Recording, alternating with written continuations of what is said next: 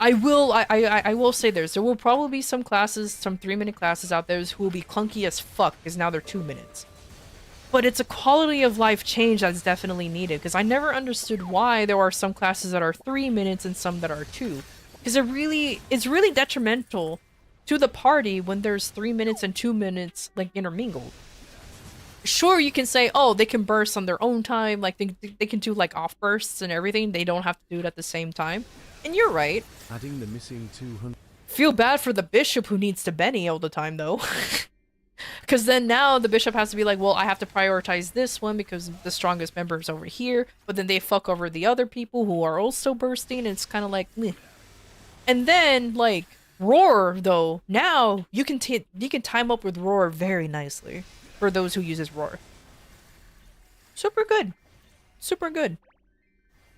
Having full freedom to build parties is so nice. Any negatives pretty much erased. Yeah, exactly. That's what I really like. It's like, oh my god, everything being 2 minute is actually great. It's actually awesome. Took them a while, but that's great. Like I said, the only thing that's concerning, and I've heard this through the grapevine, that there will be some classes that will feel a little clunky, but nothing that a good old adaptation can't fix. That's all I have to say. Nothing but a good old-fashioned adaptation can't fix. 2-minute Meow sounds clunky now. You hope that doesn't get touched too harshly.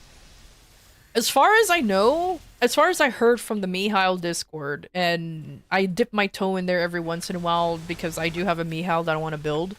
They're celebrating.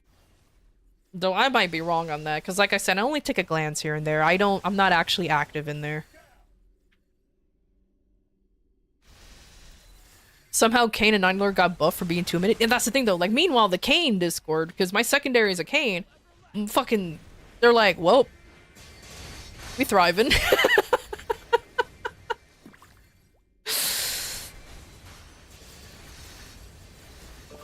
So yeah, like those are the changes I'm more looking forward to, that I'm happy that they're changed. But when it comes to like patches, like ironically when it comes to like the quality of life things, like the UI changes, I'm more like, what took so long? It's more of like it's more like, what took them so long? We could have had this like ages ago. Like come on, man. That's a me thing. Like, the changes I'm excited to get will never happen, unfortunately, because it will be too beneficial for the players, and I'll be honest with you, it is very unrealistic. I'll be quite frank. Like, I want them to get rid of booming from star forcing in general. Increase the cost of star forcing, sure. It can increase by 20%, 30%, but just get rid of it in general. Of the booming, but it's not gonna happen. It's legitimately not gonna happen, but I kind of wish it did. As well as maybe even increasing the drop rates of some items too, like pitchies, or making Commercy less bullshit, or even increasing the drop force, or allowing Golix to drop all of the pieces of Superior rather than being forced to drop only one. No, you like that, like those kind of changes, you know, like increasing the like, you don't have to increase the drop chance for Superior, because I feel like it drops kind of okay-ish, but you can if you want to. But just have Golix drop all of the pieces without being forced to buy one. But if your luck is that shit, then you can go ahead and buy it, but don't force us to buy a piece. But like I said, like the no booming thing, it will never happen, because it will fuck over, like I have a feeling it will fuck over regular servers, because that's just how it's gonna be. They do rely on alt pieces. Yeah, I know I overestimate the regular servers, how everybody likes to tell me. However, it is still part of their economy. So I'm just saying, like, if they can absolutely give us like a reboot exclusive change, that would be awesome.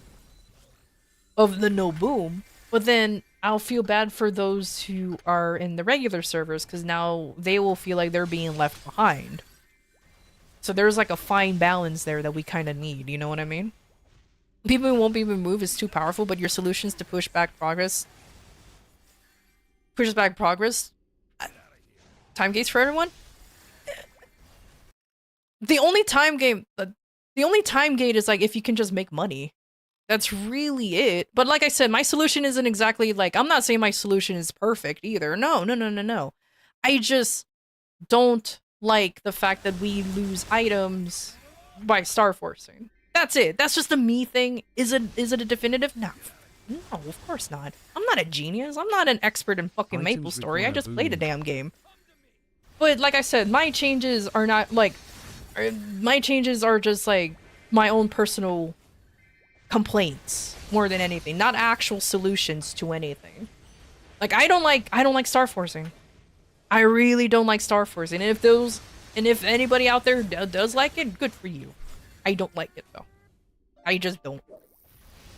Noted, you're an expert. Ah, shit, dude. Just make pitchies drop on solo runs every time. See, but then that'll be too beneficial for the players. That's why I'm like, at least just increase the drop rate for pitchies. That's it. Just increase the drop rate, because I personally don't know the drop rate for pitchies. I assume it's 1%, and even with 500% drop, it only goes up to 5%, and that's still pretty low. Like, at least increase it to like, I don't know. I'm just gonna throw a number out there. It's unrealistic, but I'm just gonna throw out 10%. It's unrealistic, yes, 100%. Or at least increase it to 5%. So when you have max drop here, it goes up to 10%. That would be nice. Will it happen? No. No, it wouldn't. It would not.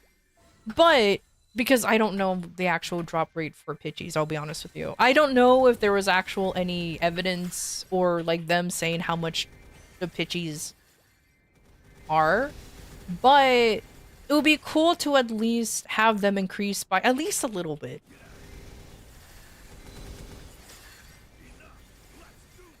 I go to 25, not 10. It doesn't matter. Just increase the drop rate to 10. I mean, you don't have to math check me. Either way, just increase the drop rate of pitchies. Will it fuck over regular? That's the problem. Because you also have to remember that the regular servers are tied to us, and we need to also think about them. So there's no real solution to it, so it's like, fuck. That's all I have to say, just, fuck.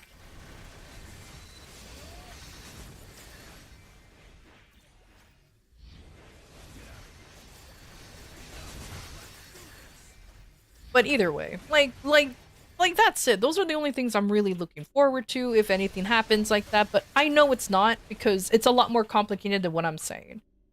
100%. It's a lot more complicated than that. There's no way you can just simply say, oh, just increase the drop rate and everybody will be happy. Yeah, everybody would. But then now you're fucking over a whole other server. And then the power creep will definitely happen within Reboot to the point where now we're gonna be a little bit too strong, and we'll be hitting the damage ceiling very quickly. You know what I mean? Like, there's that balance too. That now everybody will be a little bit too strong, maybe even too quickly, and it will struggle. Yeah, sure, we will still have the boom rates. I'm not getting rid of the boom rates. Let's just say if they increase the drop. Well, there are some looker dogs out there, and if we don't have to worry about stuff dropping that frequently.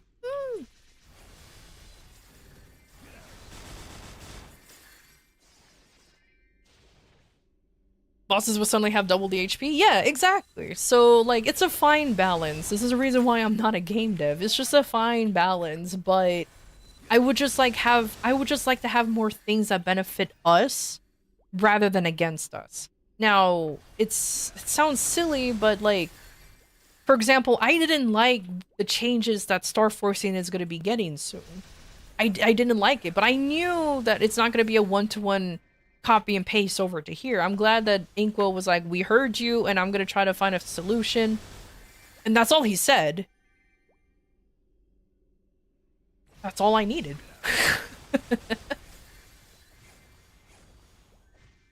What if they just add ×3 drop chance for fragments of pitchies?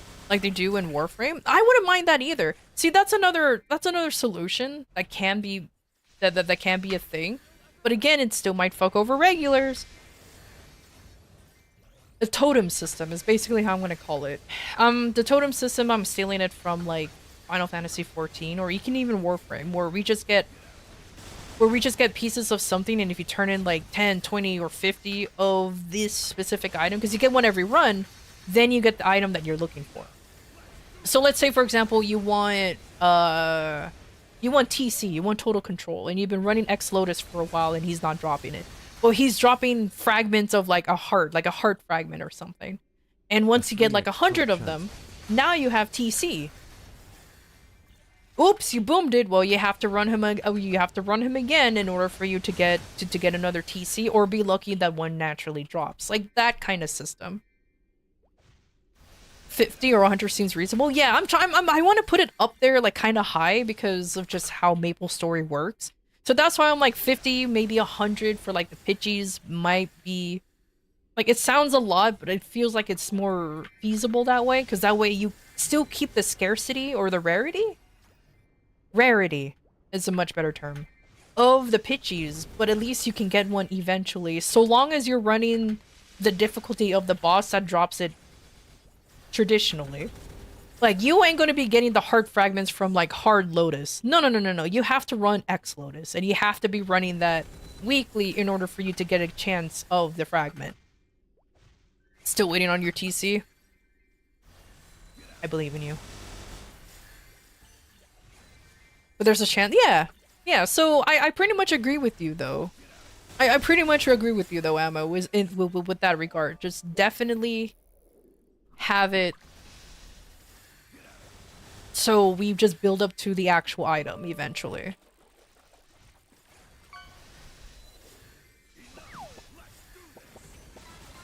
But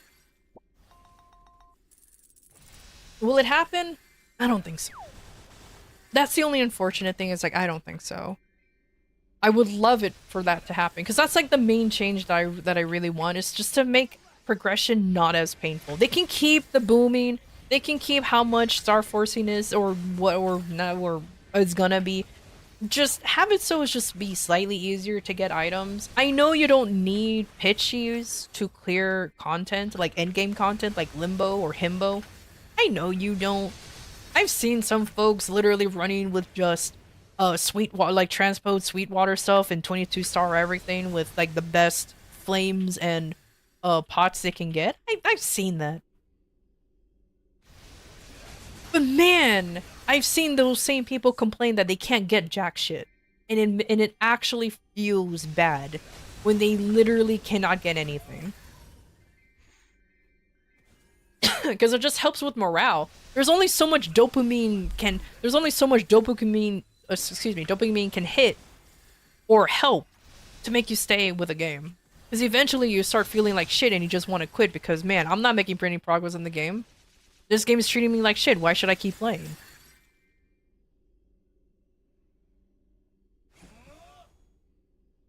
Because the hope of getting something isn't enough to keep a person playing. That's why you quit and went to Warframe? Yeah, that's completely understandable. Oh, speaking of Warframe, I am kind of excited to play Soulframe eventually. Because, it's basically Warframe, but in the medieval times. But anyways. But yeah, like, dopamine can only do so much to keep a player from playing. Like, it really does feel bad. Especially feels worse when you see somebody hitting over and over and over. Somebody's swimming in fucking pitchies and they're like, I get a source like almost every other week. Meanwhile, you're struggling to find one in 2 years. It feels like actual shit, bro. It feels like actual shit, and there's no amount of dopamine in the world that will make it feel any better. Cause then you're like, yeah, I got it! Or then it booms, and you're like, fuck. Okay, well, let's try this again. Opal, yeah. Exactly. Those two people specifically are swimming in fucking pitchies, can't believe it. It's very much a grinding game, but everything has a backup way to get it with, yeah, if you're already farming when you want it. Yeah, exactly. Like, keep the grinding part of MapleStory, obviously, that's how it keeps its player base up, but like, they have to do something, especially since these bosses are like weekly. Don't even get me started on Black Mage that is still a monthly boss, and there's a badge in there that is that is required for you to get a 9 set. Of course, you're not required to have a 9 set pitch. You are definitely not. I am not saying that. But if you want the full set, you need that you need that badge. And the fact that it's locked out every month is kind of like, why? Why? Warframe's player-driven But development system VIDA is indeed impressive. oh well. Embracing player feedback and Because I have involvement leads to seen incredible game shush. Because I have seen many players, many people who play MapleStory and who are like up there but don't really have pitchies, legitimately quit because it just feels bad. And it's just like, yeah, Nexon, let your players have a near guaranteed way to get a pitchy. Either with, like mentioned, like the 50 fragments or the 50 pieces. No, I'll say 100. Let me take it out to 100. Because that's like 100 pieces for you to get like Zerked or Eye Patch or anything like that. You don't even have to increase the drop rate. Just make sure that we get a fragment every time we clear it. And if our luck is that bad, then we'll need all of the pieces, but at least we're guaranteeing a piece. Sure, clearing 100 runs sucks ass for you to guarantee a piece, but at least it's something.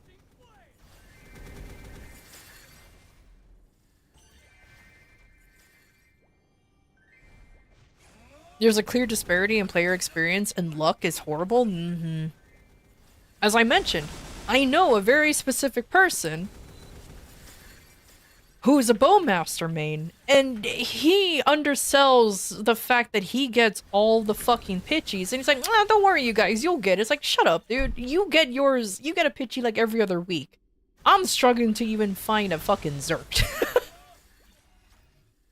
Now, of course, I'm not actually mean to him, but oh boy, do I want to, like, shake him. Just be like, how dare you be so lucky. Just give him a good old jostle, you know what? Just to rustle the jimmies, as the kids will say. Some people don't struggle? No. Definitely don't struggle. Also, good night, Corey! Thank you for stopping by. Thank you. Do kids say that? Maybe, I don't know. Do you kids say that?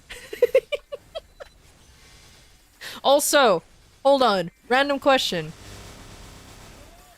Jimmies or sprinkles? Because apparently there are some people out there who call sprinkles jimmies. And I'm like, why? They're sprinkles. No, they're jimmies. Sprinkles are sprinkles, man. You can't, like, I say rustling them jimmies because it's an actual saying, but I don't call sprinkles jimmies. The heck are jimmies? Sprinkles! Literally, they're sprinkles, but apparently they're a brand. There's a brand called Jimmy? There's a Jimmy brand that makes sprinkles, so they call them sprinkles. It's kind of like how Band-Aid is a brand. What bandages is what they sell, but we call them Band-Aid. Or same thing with like Vaseline. But this petroleum jelly, but we call it Vaseline. You only know Jimmy John's? Hey, Jimmy John's are good, man. I like Jimmy John's. That's a good sandwich. It's a good sandwich right there. You know a bald Mercedes main that has 10 set while everyone else is struggling with 3 or with 2 or 3? Shake. Give that bald Mercedes a good old shaking. I promise. Some pitchies will fall.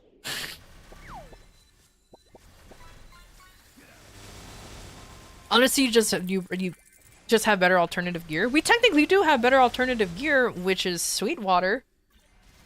And if you really want to stick with it, Golix. That is our alternative gear, and there is a guaranteed way to get those 2 items, to get those 2. 100%. You don't need luck with those, just patience.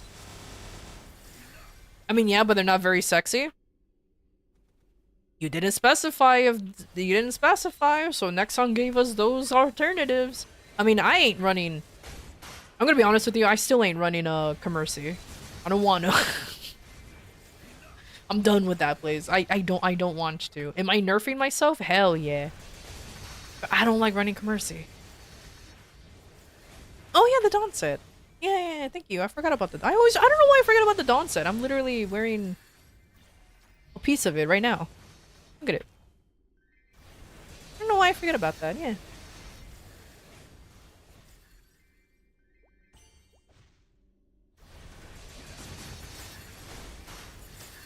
True transposed food water is OP, but my point is, I don't want another fucking thing to do on MapleStory as a daily. When I log into MapleStory, I just want to do my dailies real quick and then grind if I want to or not. That's it.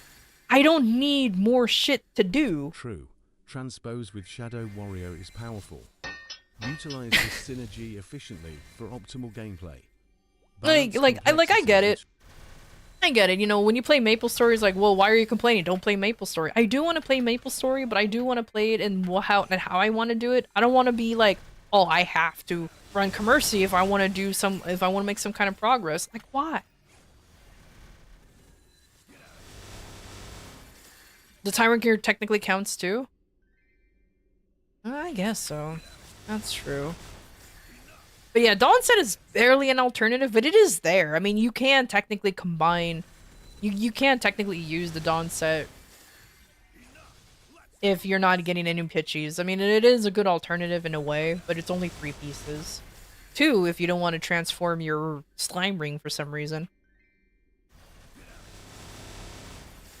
Golix feels like pitch basic. Dawn set is pitch plus. All pitch set is pitch premium. Black Mirror common sense. Hilariously, I understand where you're coming from though. That's the funny thing. I understand where you're coming from, which is the funny thing. So it's true in that regard.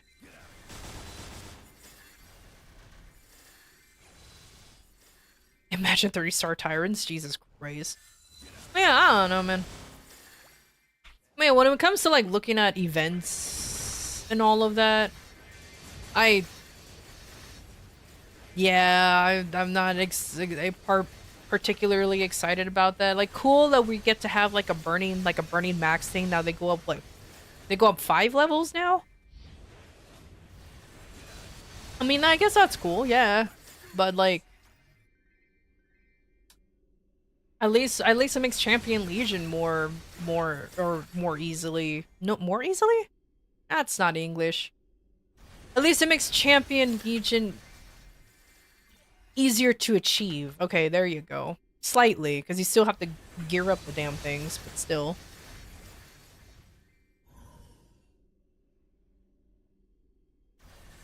Feels like a subscription of time at this point. Yeah, exactly. That's why I don't want to run Commercy, because I'm like, I just don't want like another thing to do.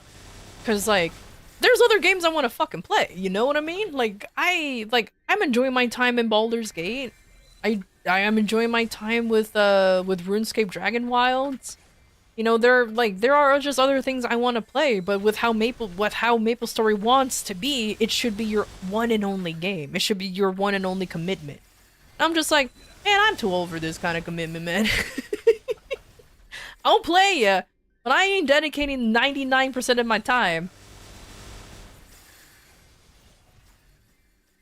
You're honestly considering going to regular server? It's just another 6 months to hit 9k in Legion again. I won't talk you out of it, but I will say this. Do you really want to spend time building up another Legion? I understand why you want to go, because it'll just make progression easier, because you can just buy your way through, but do you really want to?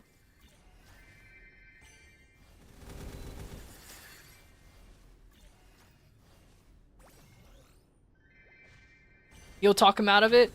Please do so. Greg is cringe.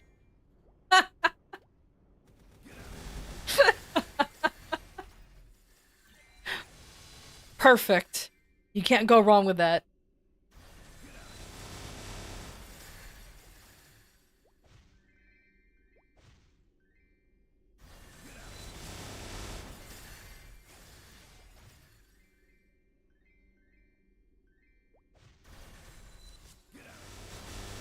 No, never go to reg.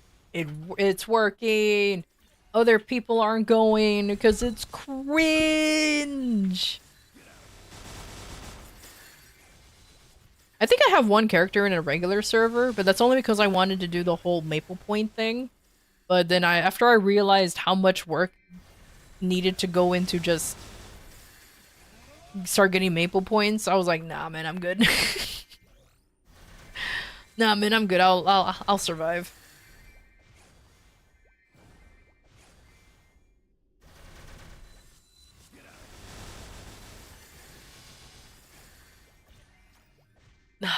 Burp.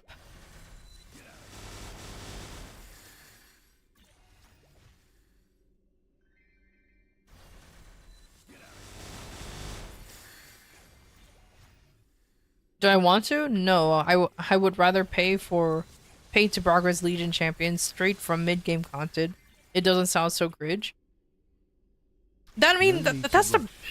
that's the thing though. I cannot blame you for that, considering that, like,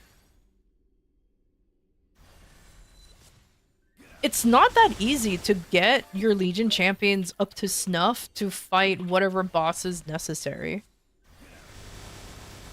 And that takes so much time and effort, and which is like, okay, it's an MMO, sure, but it also relies on luck if you can even get any form of drops. Again, going full circle on that. And then just like time away from your main, especially if you're not done with your main. Meaning like if you don't have Hexa or familiars or max symbols or anything like that. If you're just not maxed out on everything, including the gear, you will always have that feeling of I should work on my main. This is my main. I want it to be stronger. But now here comes these other characters that requires time, and you're just like, I don't want to do that. Well, it really doesn't give you anything. Give it all you got, Tanjiro. It really doesn't give you anything. That's so funny. Oh well.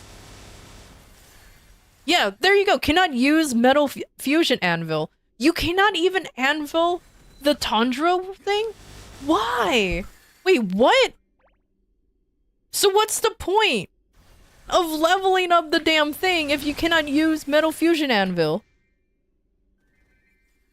That's so silly.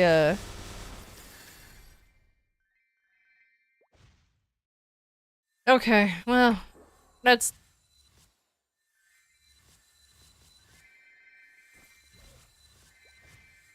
It would be broken if we could, clearly? Sure. I don't know, that's an odd thing. Like, at least let us anvil it. You know, people work for the fucking Tanjiro thing. No, that's odd. Bro, the MSC Singapore update? We ain't. We're probably gonna get Singapore, but we ain't getting potable badge. Nah, they're not bringing it back. They're absolutely not bringing back potable badges, 100%. Because as soon, don't get me wrong. When I saw Ghost Ship, I was like, oh, maybe, but it will probably give a badge, but it's not gonna be potable. It's gonna be like the Ghost. It's probably gonna be like the Crystal Vintage badge. It's just gonna be the Exorcist badge, but in its base stats, and then that's it. It's not gonna be potable whatsoever. I can guarantee you. Like, there's no way. There is no way they're gonna give us potable badges back.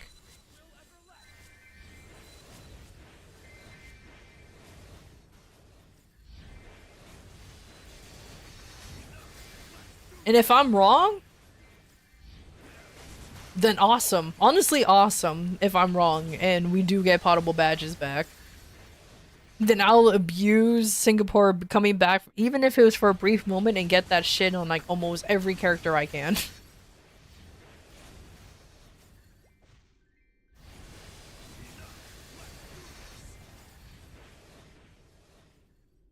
Him has removed the anvil metal and have the option of cover the cosmetic metal for free. Oh, really? Well, they could have just said that. That's what I'm saying. Like, they could have just said that instead. Why did you go over there? It's okay. I only have 3 minutes. It's not a big deal. And this is coming from somebody who has 8K total hours in Warframe since the game launched. The Maple Grind's requirement is just too high. It just feels a lot higher because... I'll be honest with you, it doesn't feel like you're really making that much progress, no matter how much you're grinding. You know what I mean? Like, yeah, I'm level 284 and I'm about to be 285 and I can start unlocking content. But that doesn't mean I'm strong enough to actually do the content. Like, now that literally requires me to have luck and to see if I can get at least 3 lines on all my stuff with cubing.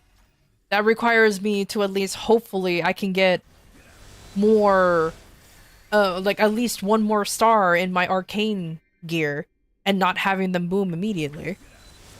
Like that's that's what it is. It's just literally luck based. And that's what doesn't feel good, is the whole luck based thing. Yes, Salunakity can encourage and support each other's abilities at all times. I know. Embrace collaboration and positivity in your interactions at the atelier. M.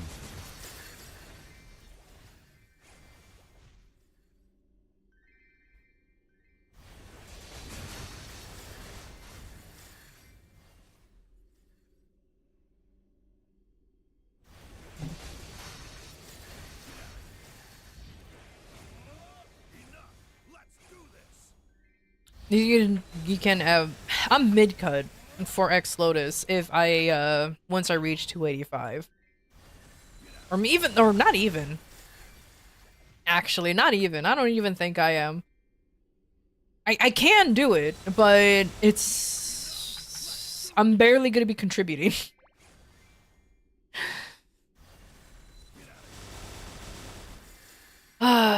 Which is another like, oh yeah, that feels good kind of thing.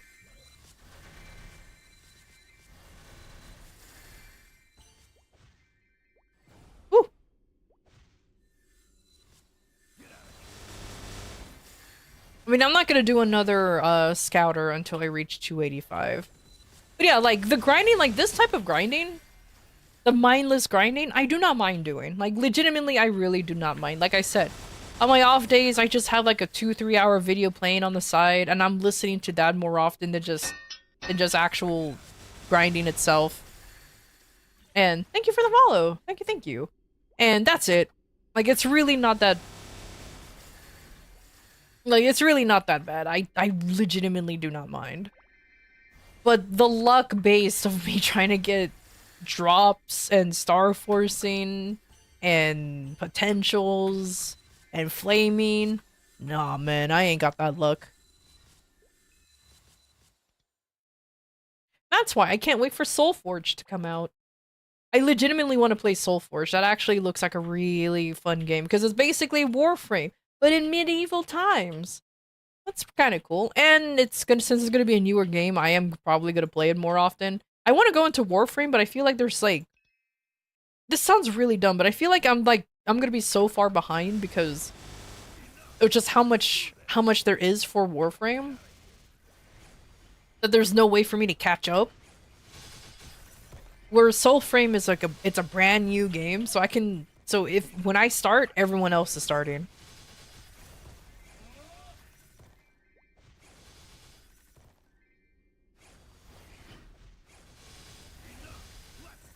Need hands to dodge. I'm still struggling in practice. That's the one thing I'm worried about, that I'll definitely won't have the hands for it. So I'll definitely need to go into practice just to actually learn the X Lotus mechanics, because I don't know the X Lotus mechanics, I'll be honest with you. I don't know it.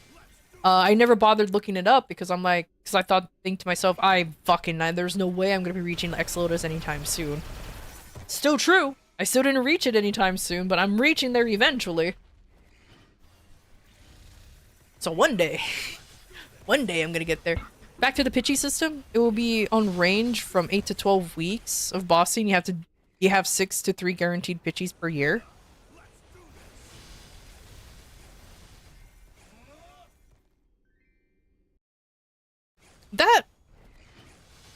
It will be on range from 8 to 12 weeks of weekly bossing, so you'll have 6 to 3 guaranteed pitchies per year. That's not too bad. And it's up to you if your luck is willing to have them boom or not boom. That is for sure. And and it makes building up your alt, like any alt characters, much easier.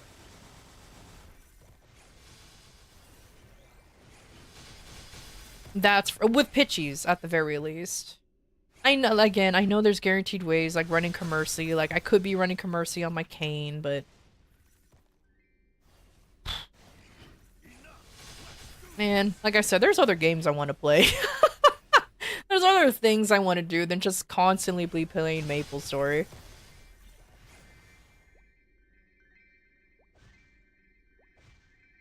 They'll be bringing in most of the base mechanics for Soulframe anyway. I have played Warframe before, so I'm not completely new.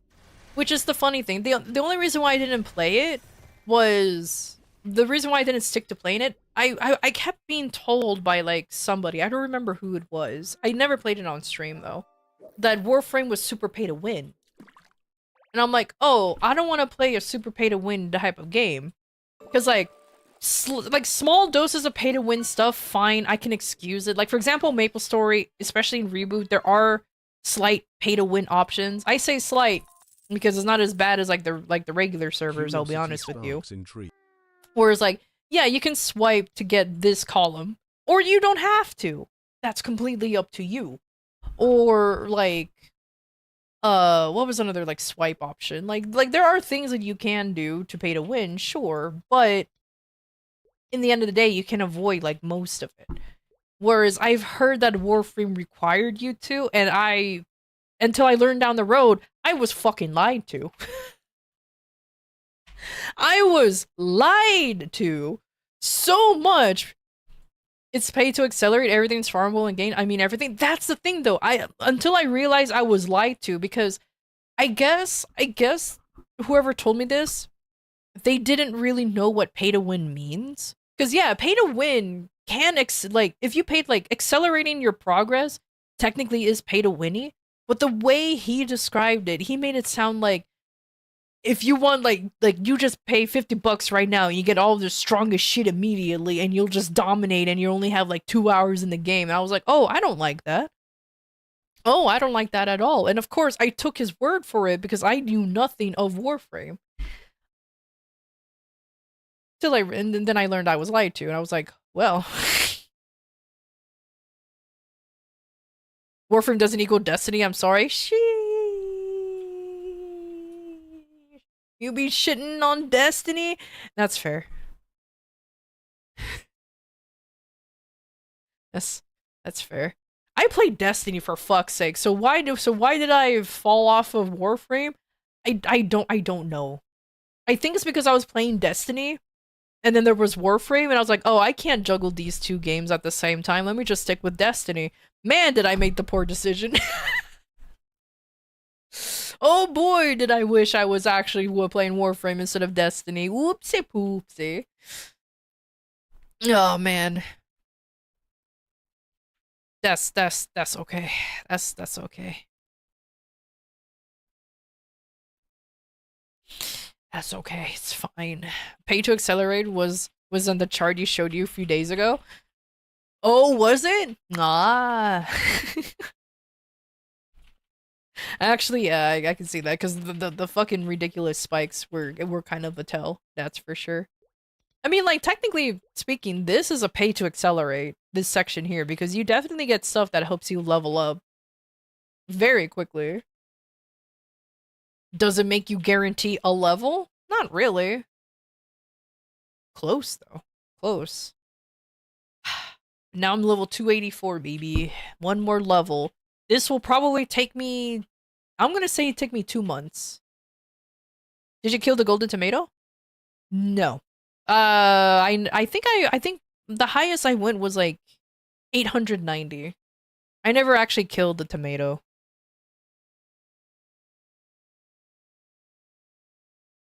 Though I can guarantee you I probably...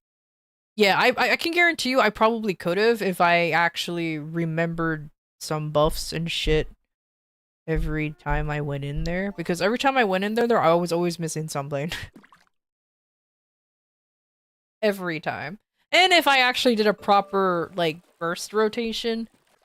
Fun fact. I've been playing this class for 10 years, but fun fact. I do not do the proper burst rotation on Kaiser. I just kinda do a really old burst rotation and I never upgraded it since. Muscle memory is really hard to kill when it comes to me playing Kaiser. You ran into without stacking final form? Yeah, see, there's one. One, I didn't stack final form. Two, one time I did it without guild skill or without any guild buffs. So that's another one. The third one, I finally got everything done and I went up to like 900-ish. Maybe. Like I didn't actually kill it, but I was close. But yeah. Just somewhere around there. So I was like, "Oh, you know what? I'll accept it for now."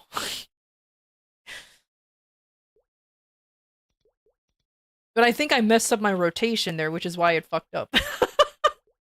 That's another thing. I think I messed up my Aww. I should have popped this while I was training. Oopsie poopsie. Let me just go back and do it. Hold on, I'm not grinding, but let me just beat up two, Hi. Let me just beat up two elite bosses. I don't mind doing a little bit of, doing this just to get two elites. Database 58. Embrace the lessons they bring. That's unfortunate. It's fine. It's not a big deal. In the face of I got a good amount. I got a good chunk of XP regardless, so it's like whatevs, man. Oh my god, my dog farted. Holy shit! Why does it smell like eggs? Oh my lord! I'm getting gassed out of my room. Dog, are you okay? Yeah.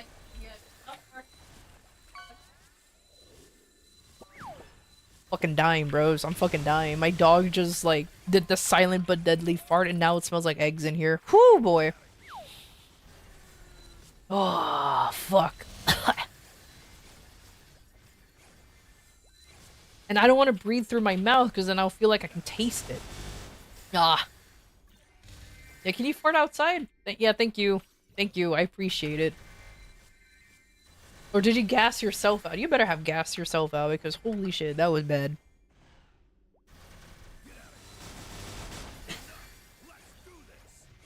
Anyways, would you play Warframe if you promised to buy a Warframe of your playstyle?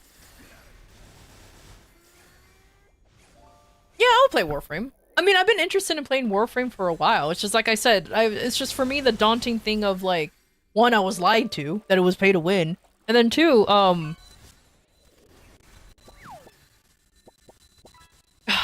okay, this sounds stupid, but I feel like because now with Soulframe being announced, I have this weird feeling that not many people will play Warframe anymore. I know, that sounds really dumb, but every time like a company releases a new game, the predecessor always like one never does well after the new one's been released. Except for MapleStory 2.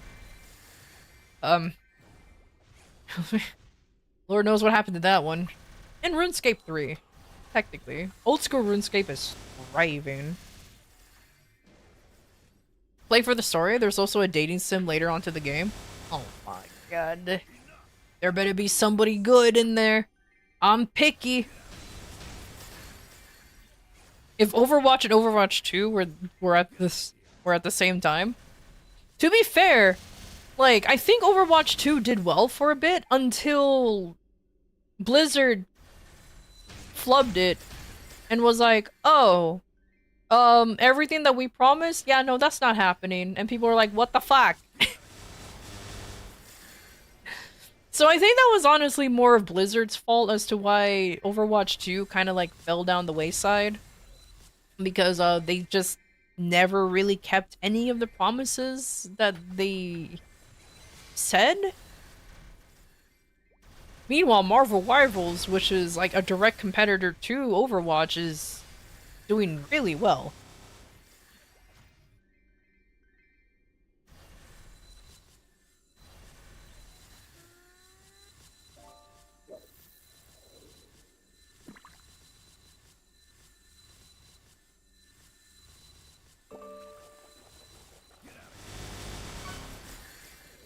Well, Marvel Rivals just panders to a specific audience. What specific audience? It panders to people who plays games.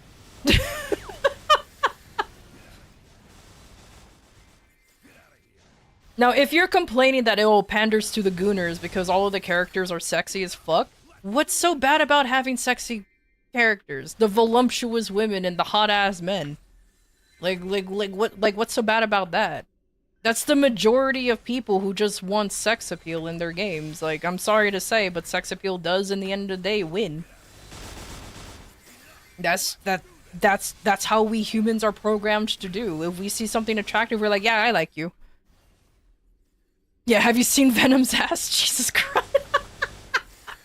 Like, I never understood the drama of, like, just having sexy characters in a video game. First of all, they're fake, so who the fuck cares? And before anybody's like, oh, it harms women. No, it doesn't. No, it doesn't. First of all, they're fake. Second of all, if I want to look like that, let me go to the gym and actually try to look like that instead of, like, me being this weird in-between of like, yeah, I'm skinny, but, you know, you can clearly tell I've been eating a little bit too much pizza. You know what I mean? Like, nah, man, I'm good. like, holy shit, bro. Next they're gonna tell me they don't have feelings? But surprisingly, they don't. Each being Oh my god! including our mechanical friends. I can't believe it, to say that they're, you know, video game characters. Yo, you got your threads back? Now you can buy more WAPs now? Nice. Oh, speaking of which, I actually have to start doing that more. Yeah, you're free to ask any questions you need to about the game. Sure, for sure. Go ahead. I'll try to answer them as much as possible, but I do have some veterans in here who can also help as well.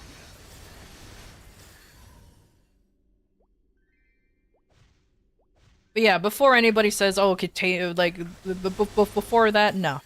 They cater to a gaming audience who cares about the sexy women and everything, who cares about the Gooner squad. Fucking hell, I want to play as a hot, attractive woman if I have to play as one. I'm just saying, there's a reason why Nier Automata is popular, and it's not because of its storyline. It's because you can see 2B's butt whenever the fuck you want. Just saying. You quit shortly after Pink Bean's release, 2009, so yeah. Hey, you a fellow vet, how are you? It's okay, I've been playing MapleStory for almost as long. I was around when Horntail was, meta.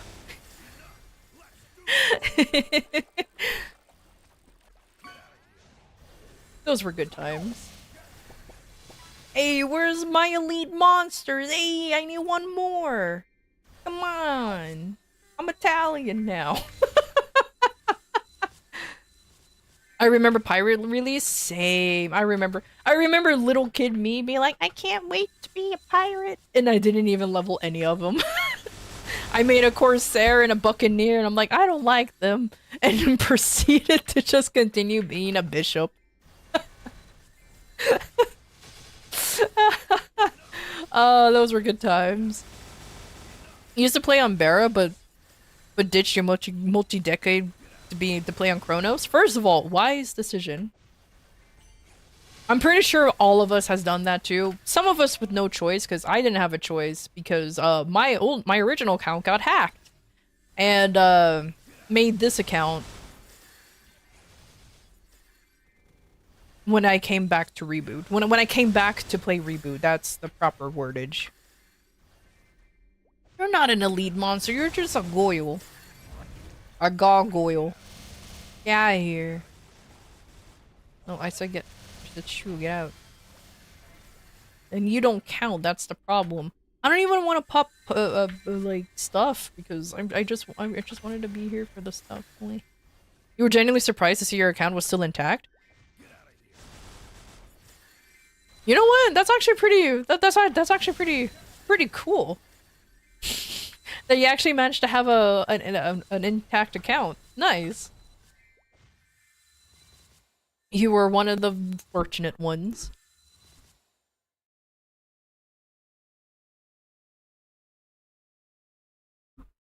Do this count for the coin flip? I guess so, because I suddenly have 2 and I don't remember beating up an elite. So I guess it does. Till I learn.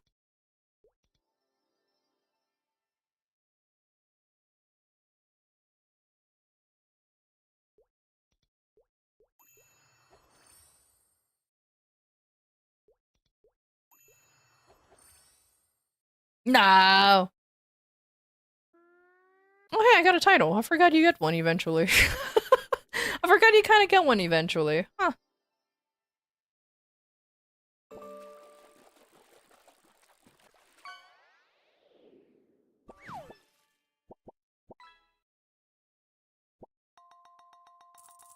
Come to Hyperion, less lag, more burning?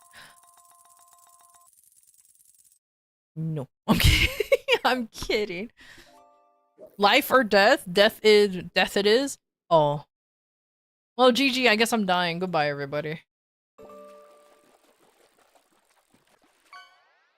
Alright, does this give anything?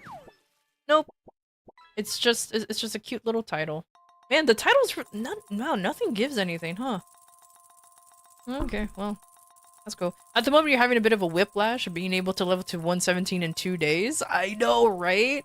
It's considering it took so long. Yeah, it took years just to reach 70 to 90.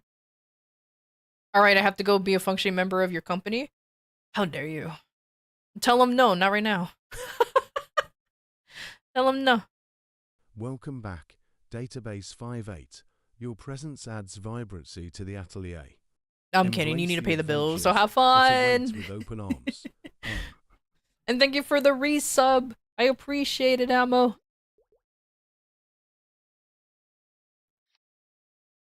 When did I get a hunter pouch? Hmm. Thank you for a gifted sub again. I appreciate it. Thank you, thank you.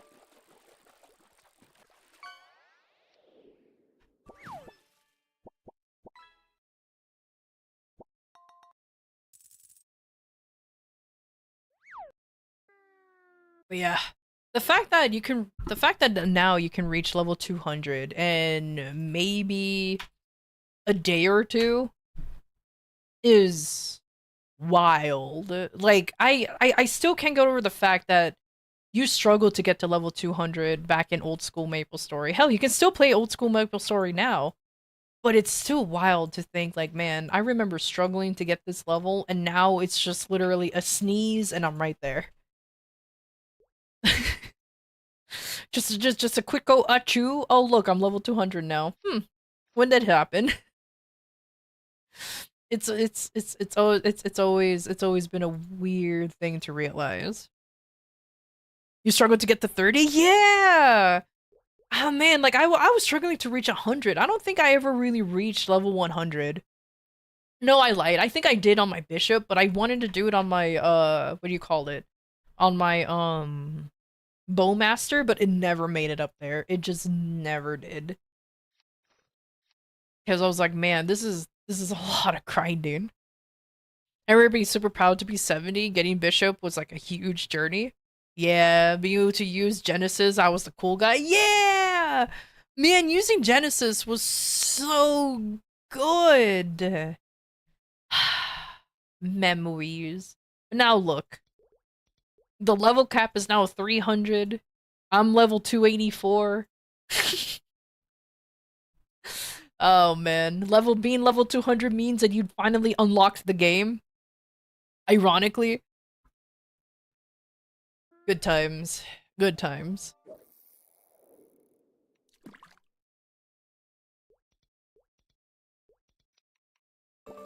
Good times indeed.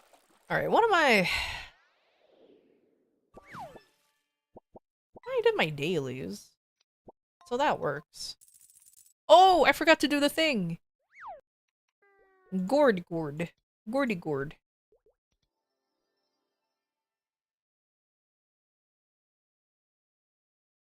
With wings bigger than your character at levels 117, he's like, man, I don't know what any of these things this telling me to do is. Like I said, if you have any questions, just let us know. Because, once you reach like 200, the game really does open up and it gets wild from there. Like there's so much mechanics and things to know about that it Warning. kind of gets An ad break ridiculous. is happening. We'll be back shortly. Like it's actually kind of like, woof, what the hell is going on here?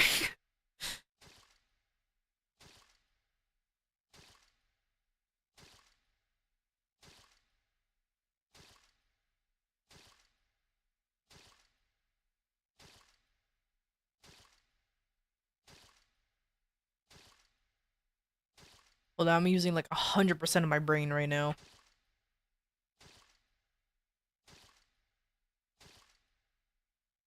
Fuck! That's what I get for using 100% of my brain! Should you bother with all the gear drops around this level, or should you just save the efforts for stuff later? You should save efforts for the stuff later. However, right now, just equip anything that gives you more damage. If you need any stars, because if you look on your gear, oh, I can't be done here. Because if you look at your gear, you'll notice how there's stars on the top. I highly recommend for you to just at least Star Force your weapon and maybe even your gloves. That will help you at least do a little bit of damage in order for you to go to the higher levels in a much more smoother transition. Once you reach 140, you will definitely be hunting for... There's 3 sets you can be looking for. The Necromancer set, the Utgard set, or the Pencilaire is how I'm calling it because I don't know how to pronounce the Utgard. So the Necromancer, Pencilaire set, and the God, what's the set that what's her name drops? The Royal set from Cygnus. Oh, there's another set too that comes from Von Leon set, like the Leon set. But that's up to you if you want to get that too, but that's another viable way. But there are 3 sets you can work on. But they're all pretty decent. It's just up to you and which one you want a full set of first. I personally just always recommend the Pencilaire because it's just easier to get. Because once you reach that level, every mob drops them. Like every mob. So there's like no way for you to not get a piece. Even weapons. However, if you want something with that's a little bit stronger, then that's where the set that from Cygnus, which is a boss, which I don't remember what you have to do to unlock her. It's been a while. But she drops a whole set for you. And it's a pretty good alternative set until you move on to Abso gear, which that's a level 200 piece or pieces that you can work towards eventually. You personally stuck with 150 Sengoku from Ranmaru for an easy grind. Oh, that's true too. Ranmaru, I forgot about that. I used to call that the Japanese set because both Ranmaru and Akechi drops it, and they're from JMS. You were looking at a small guide, and it said pre 140. You just kind of want to fill your slots.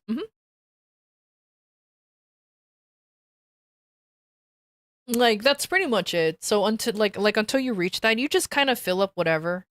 For early game stuff, like if you want to fill up all of your slots, another good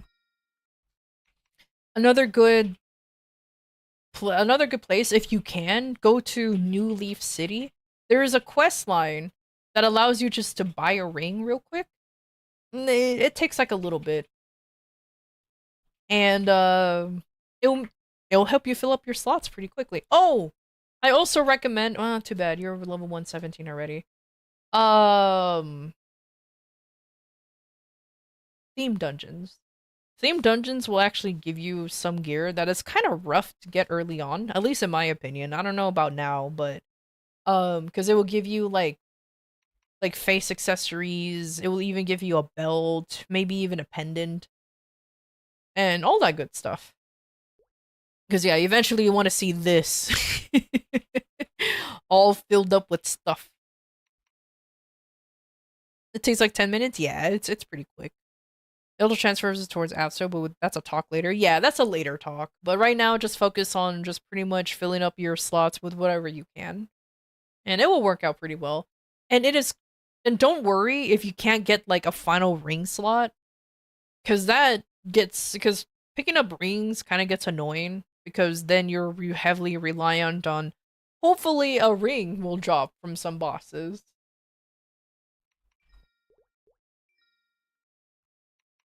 Did I get my 400? Themed dungeons for No, I didn't, did upgrades I? is wise. Yeah, no, because I just left to show Utilize off Zachem drops to enhance power further. something. Keep Okay. adapting and evolving to overcome challenges at the atelier. M. No, until now you just got Zakum drops. Oh, nice. Cool. And especially since if you eventually once you do Chaos Zakum, you can even get a weapon from there too, and that's a good weapon alternative for a while.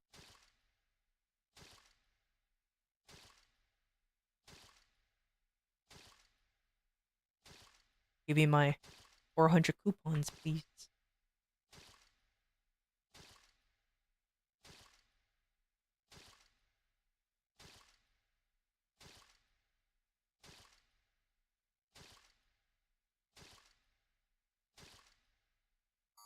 Ah! Ah!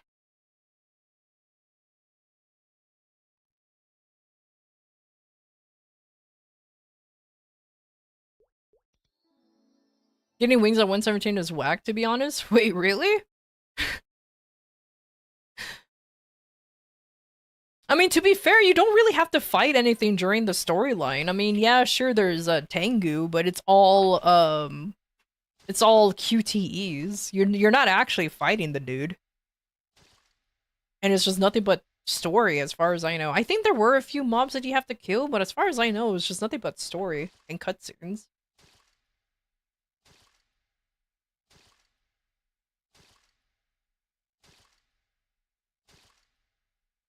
Man, how many gourds do they go through? Sheesh.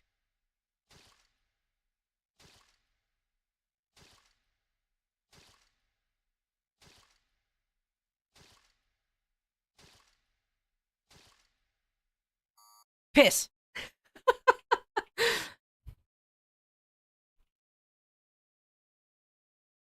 You just let your paladin's passive guard effect keep you alive with through the most actual combats? Yeah.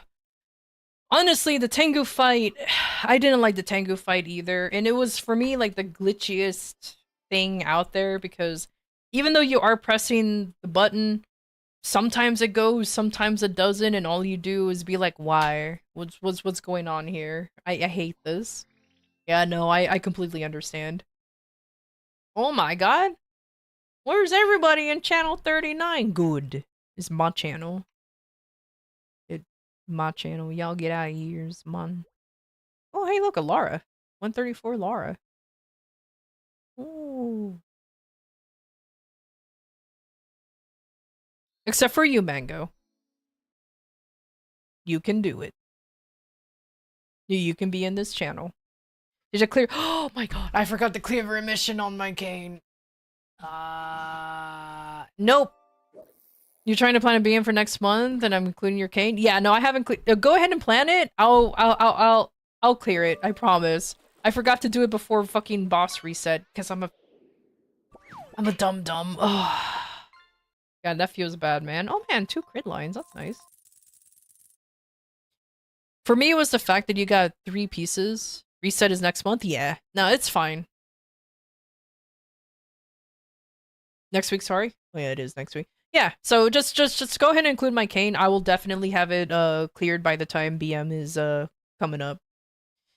It was the fact that the fact of the 3 pieces I brought up for purple weak spots, only one of them was actually saved to go to without threatening by it. Yeah. Like I said, like, the Tengu fight was weird.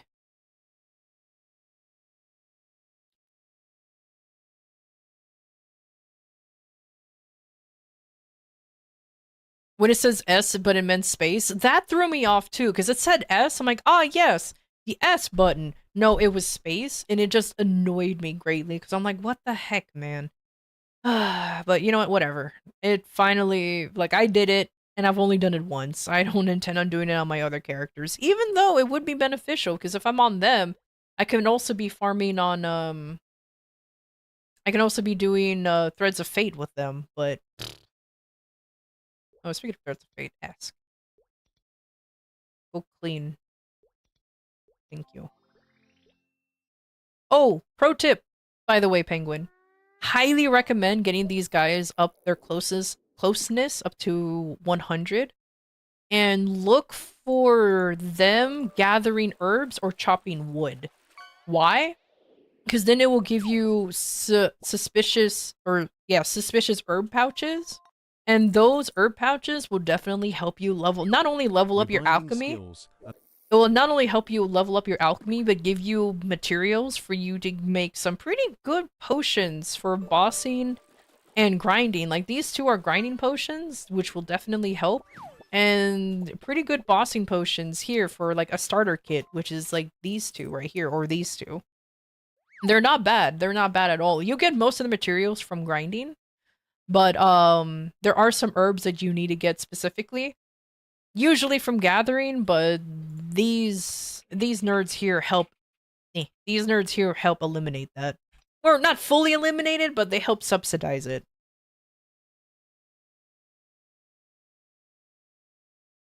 Because yeah, definitely helps. You don't have to have all of them.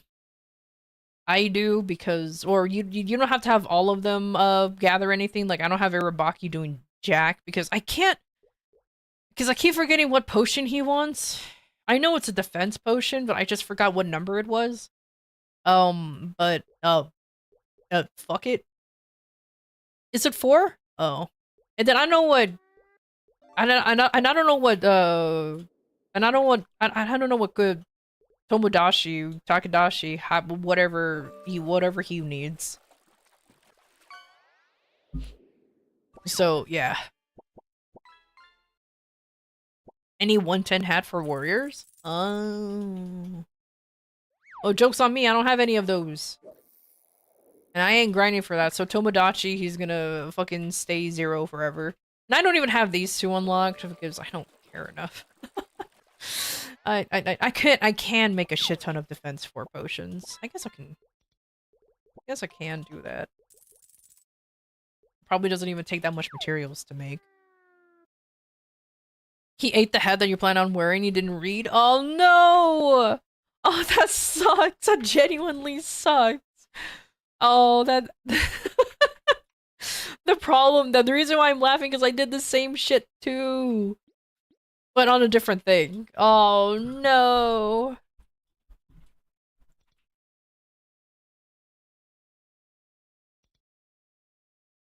Oh yeah, I could definitely make defense 4 potions. Just need intermediates? I don't have any intermediate emulsions anymore? Huh. Alright.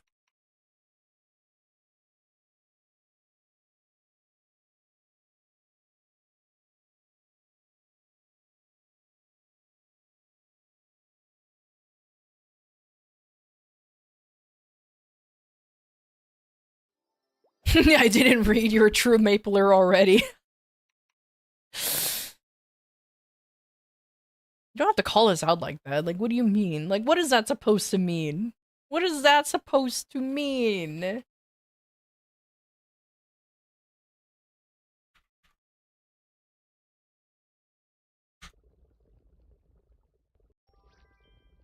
The set effects are throwing me off since it's making me level 40 gear. That's a full set seems stronger than 80 gear. Honestly, at this moment, don't worry about set effects, because a lot of them aren't as impactful as anything that's beyond level 140. And even then, you don't really have to worry about it. You start worrying about set effects once you're reaching into Absolab gear, which is early late game gear. How I'm gonna call it, early late game gear. I guess that's the best way to describe it, which is a weird thing to fucking say. Today's a happy day. You got your sub belt. Now you wait to buy the pendant. Let's go! Congratulations. So mid game? No. For me, mid game is when you finally get your arcane gear.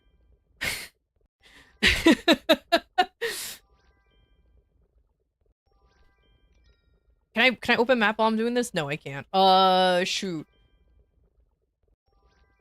Because early late game, because I literally like early like beginner early game is like when you just started from levels 1 through 100. Early mid game is like 100 to like 200, and then 200 to like beyond that is when you're like getting there. Am I being too convoluted with it? Hell yeah, I am.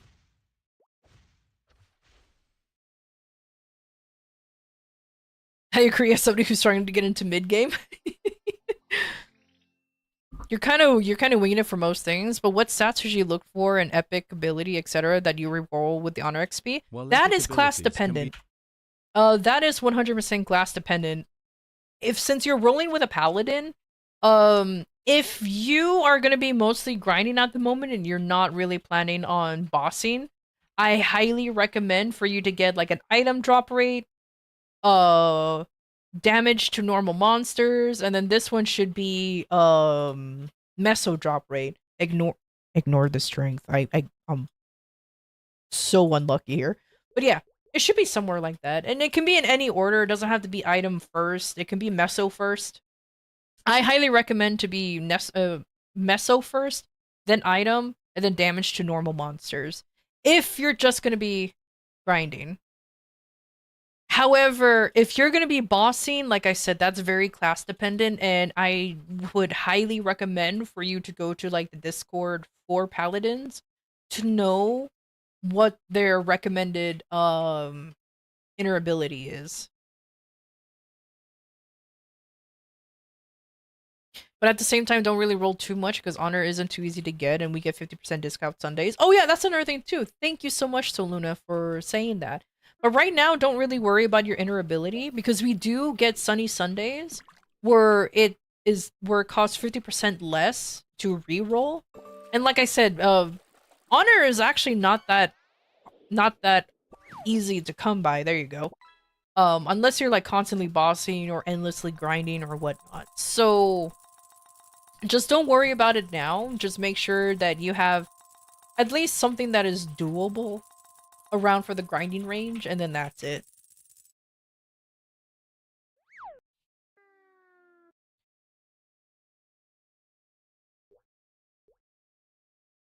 Same thing with the hyperstats. The hyperstats, I personally recommend just putting like more to, like if you're grinding, put some into EXP obtained, normal damage, like critical damage. Ignore the ignore defense if you're just grinding. You don't need ignore defense when you're grinding. Uh, I don't know why there were some folks who argued that you do need it. I guess it's for the elite monsters, but don't quote me on that. I'm not too sure, I'm gonna be honest with you. But you don't have hyperstats yet? You'll cross that bridge real quick. Trust me. You'll like you'll blink and next thing you know it'll be telling you about hyperstats.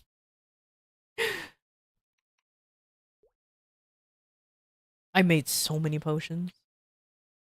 Oops, I completely overestimated how much or underestimated how much I was gonna make for Irabaki, but that's okay. Alright, Irabaki. Gift?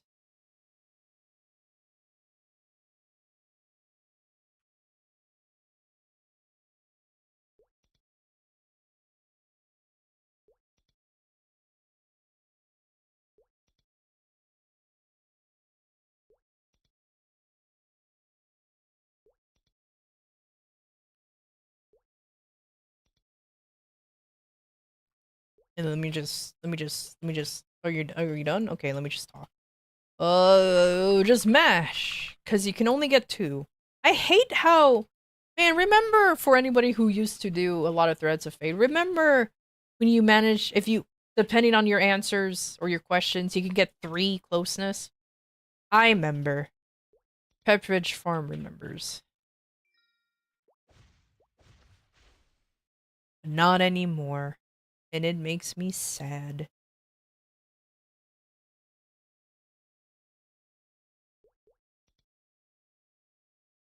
And then I did everything here, right?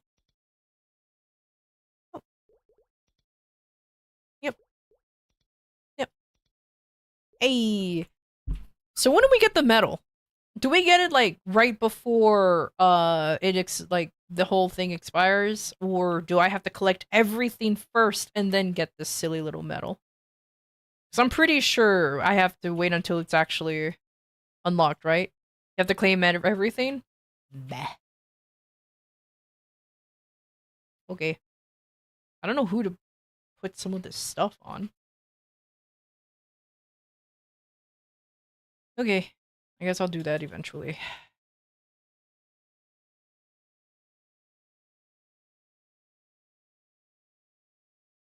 I guess I can put this ring on my 0 since it doesn't have any really rings. And then just go from there. Yeah, that's a good idea. Mastering Yeah. gameplay brings Because rewards. I'm thinking like maybe I have Strive another for character that it needs a excellence to ring. earn your well-deserved medal. Embrace challenges and achieve greatness at the atelier. M. I do find it silly how you have to claim everything just for you to get this. Oh well. And I'm assuming it doesn't give any stats considering the current trend of everything else. So that's cool. At least as far as I know. Maybe, and I'm assuming this one's at least anvilable, and can be anviled. That's yeah. So at least maybe that's a thing. If not, why? What? Why? Why must they be mean? One tries to speak. Speaking's hard. All right. Sometimes I just want to sit here and be a mute and hope that people can still understand me. But that's not how that works. that's not at all how that works. It's okay. Half of you can translate what I'm saying anyway, so it's okay. Speaking is very hard. Yeah.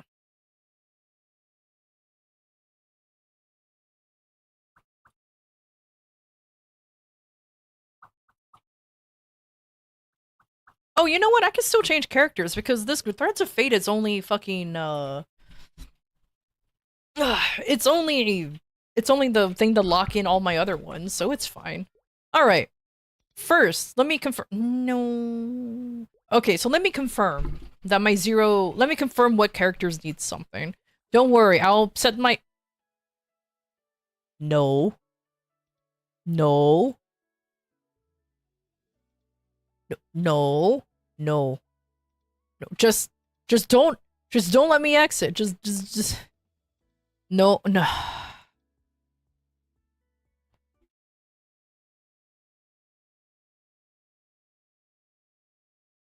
Hold on, relaunching. Hold on, relaunching.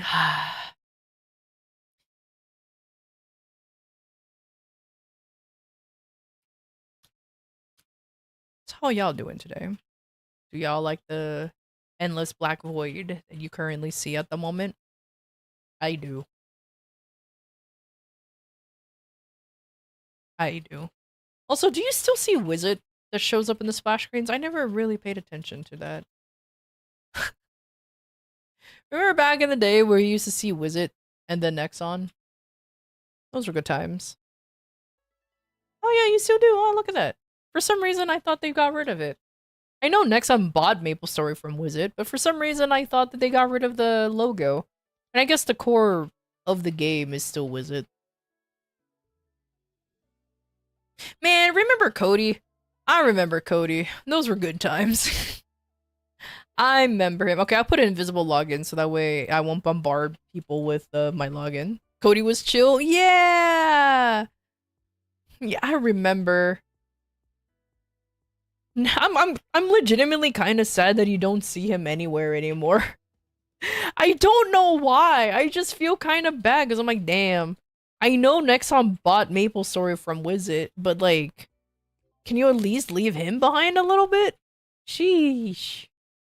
All right, who needs a ring? You don't need one. Nah, you don't really need one. Okay, next.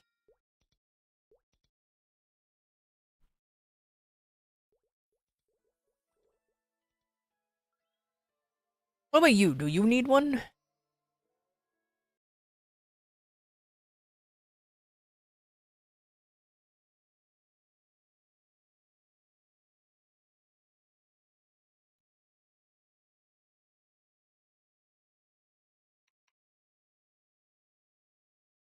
Yeah, kind of. I can actually get rid of the Ephra's ring for an event ring.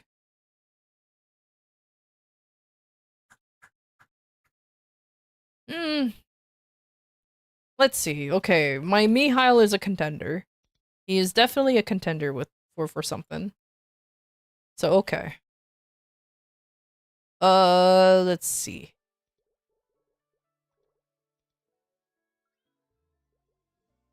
What about the Zero? Because I do intend on playing the Zero soon, but they have nothing to their names. Nothing. No real equipment or whatnot. Oh. They just have the Indeed, story rings, but Cody that's exuded about a it. sense of calmness and tranquility. It's always refreshing to encounter such a composed Yeah, I think I'm individual gonna at I the think I'm gonna atelier. put I think I'm gonna put an event ring on this guy. Yeah, yeah, because he has nothing. Nothing whatsoever. Okay.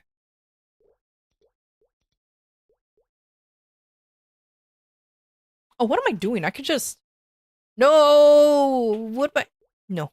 Okay, yeah. Well, I was like, what am I doing? I could just transfer the stuff over. Can I transfer the cubes? Yeah, no, yeah, I can. So yeah, let me do that. Let me just unlock everything on my main, and then just oof.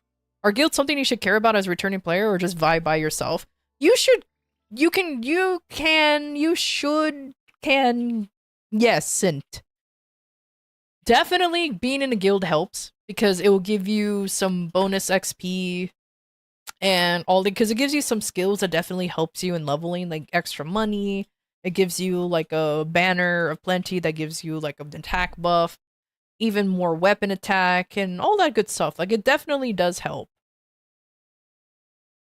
100%. It definitely does help and being in a guild like that.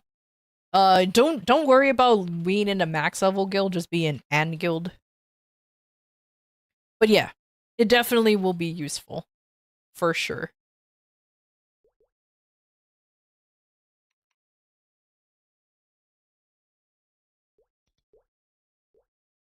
Oh,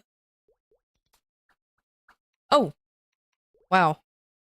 Why do I always forget what I was doing? Okay, so tradable, tradable, tradable, tradable, tradable, tradable, tradable, tradable, tradable. They're all tradable. I'm keeping these two on my main because who else is going to be well other than my other characters? But who else will need these? So they're all tradable.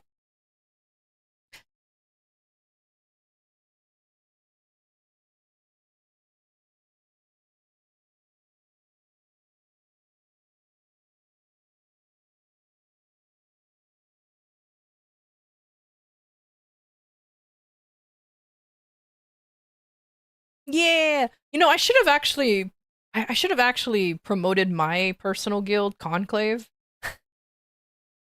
But you know what? Since I'm almost never on my alts at the moment, I think it's better off if I don't advertise Conclave right now.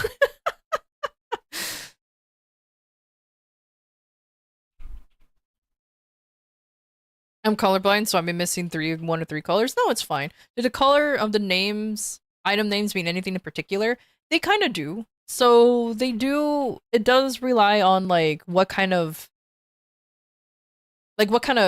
believe, like, please correct me if I'm wrong, guys, but I believe it depends on like the flames of the items, but I'm not too sure. Because I did notice like some of them are yellow and then white, but it just really depends. Yeah? Okay, yeah. So depends. It depends on the flames that the item has. Flames and stars contribute, yeah. So that's pretty much it. When it's red, that means it's a lot of stars and a pretty high flame. It's not doesn't mean it's perfect, but it's pretty high up there, and then it goes down the spectrum. Alright, let me claim this. Boop. Claim this. I just want the medal already. So that's pretty much what I'm doing.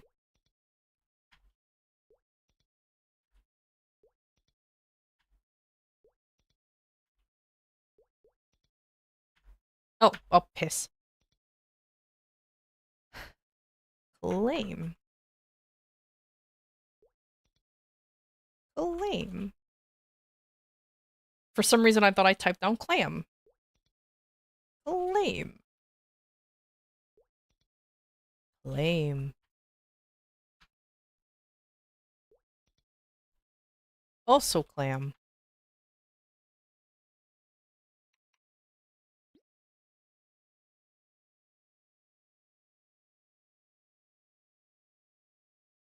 Okay. Now let me go ahead and transfer all this stuff. Well, I wonder what character I can use Muchiro's hair on. I don't think I'll ever use it on my main, only because I like having horns on my character. You know, he's a Kaiser, like Nova's has horns. So it just makes sense. Take your time to care for But your I don't furry know. companion. Embrace the break and I'll think enjoy about the it fresh before air. before it expires. Return refreshed to continue our adventures at the atelier. M.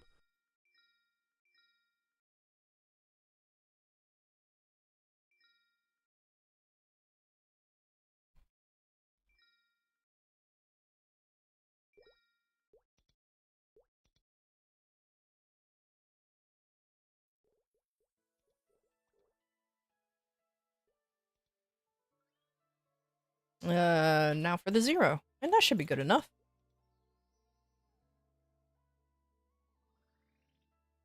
I do definitely want to change the hair colors of my 0 because they're very pink. I did it on purpose at one point. But now I'm tired of the pink.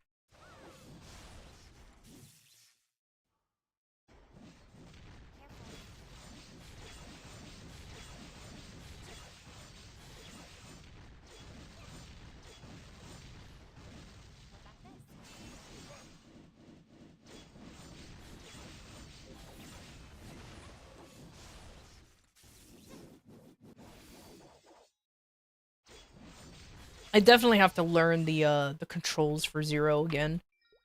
It's okay. It won't take me that long to learn. I have skill issue, but I don't think my skill issues are that deep. Maybe. All right, let's get this ring on this guy here.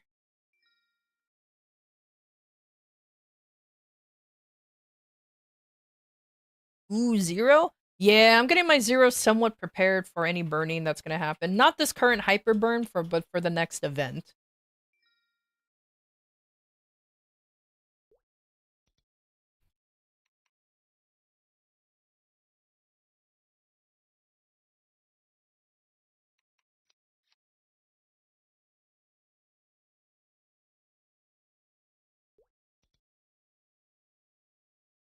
It's a fun class. That's what I keep hearing, and it's really, really cool. I've been more and more interested in it the more I've been seeing other people play it. And I'll be honest with you, I've always leaned more towards DPM classes, and since 0 is a DPM class, I'm like, you know what? Why not? Why not? I'll do it.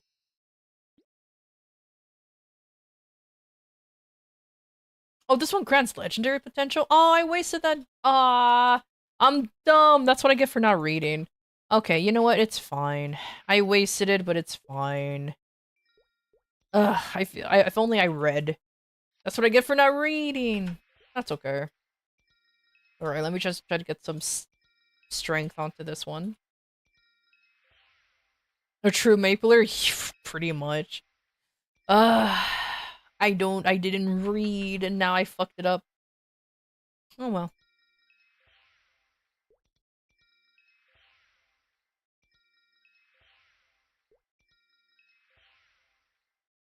What am I gonna do? Cry about it? I mean, I could. But I won't.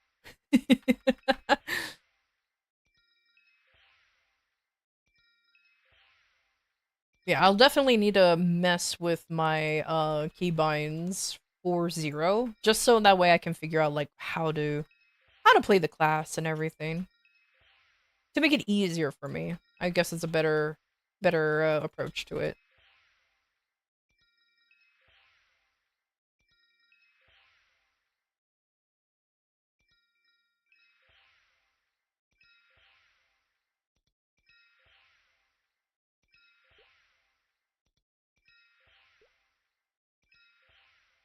Come on, any strength?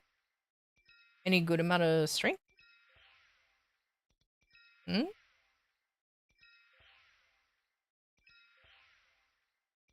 No, not int. I know I'm stupid, but I don't need int. Come on. Please, por favor.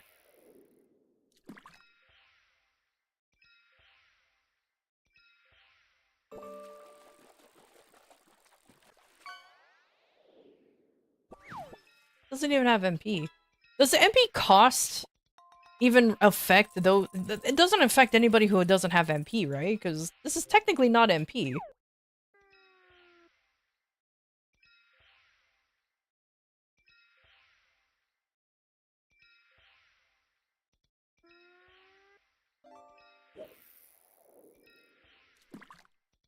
Vindrash is wise and thoughtful, never displaying foolishness.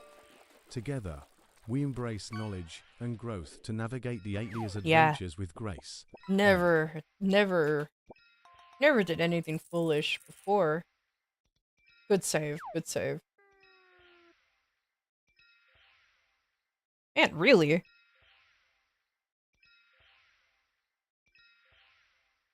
I swear, there's some cubes that are just not allowed to get any form, like, any good rolls on stats.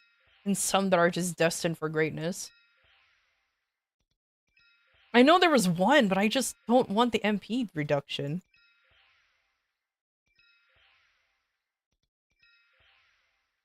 Man, I guess I might as well just eat my words.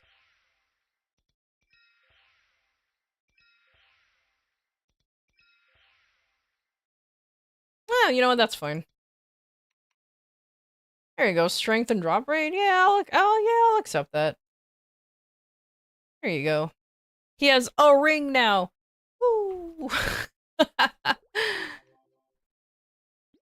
Oh man, that's I have a lot to do on this character. Oh, so much. Oh, how is his inner ability actually? Oh god. What? Oh, too bad. Too bad Data's gone, because I want to know what's the perfect inner ability for zeros. I guess what I'll do temporarily is I'll go ahead and use these medals here. And then I'll just go ahead and kind of wait until then. Yeah, perfect. Was Ludibrio was level 110 plus? I remember it being lower than that. It was lower than that actually. They just increased Ludibrium's level because Maple Story got stronger.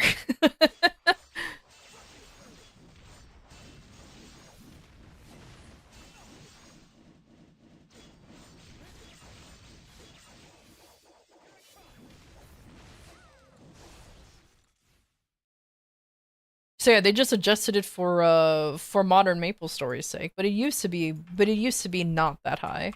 Alright, does this character even have pets, now that I think about it? Do you have pets?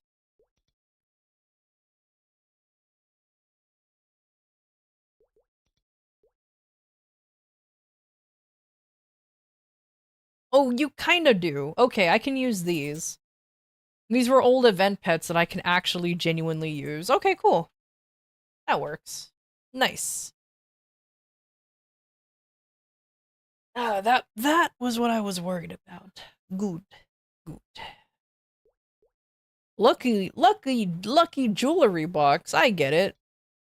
Reboot can't have that. That's too pay to winnie. Okay, it's not. Oh, hey, cat. Yeah, how you doing? I thought you'd be outside by now, buddy.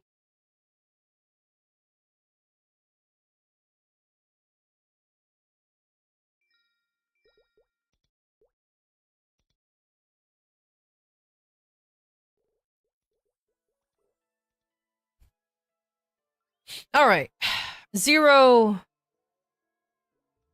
Well, and I also have to now work on an angelic buster, but that will come later. All right, what time is it? Time for me to end the swim. I'm sorry, but it's time for me to go.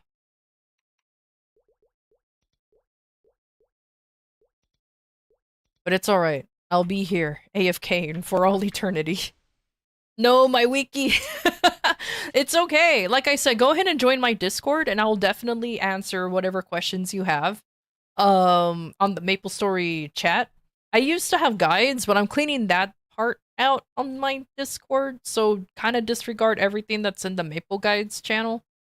However, in the general chat, just go ahead and let me know if you have any questions. How dare you?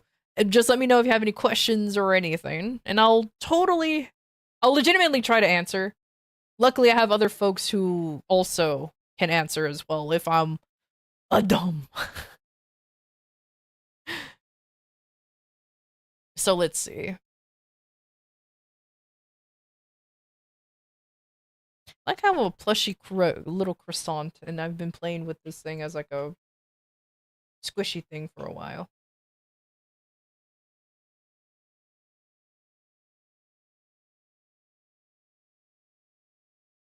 Before Vindrash departs, share your thoughts or queries succinctly.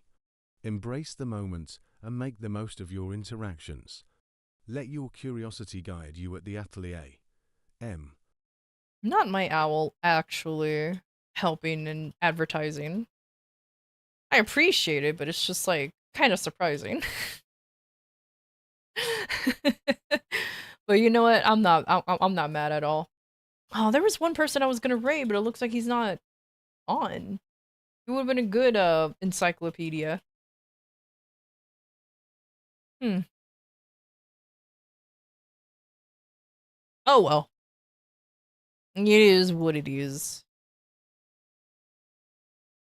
So I'll go over to the next best thing. Raid Kinsey? Nah, I'm already raiding someone. I already made a decision.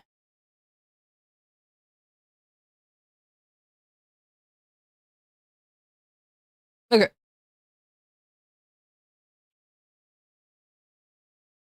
Because I believe Newt here. Yo, thank you for the follow. Thank you.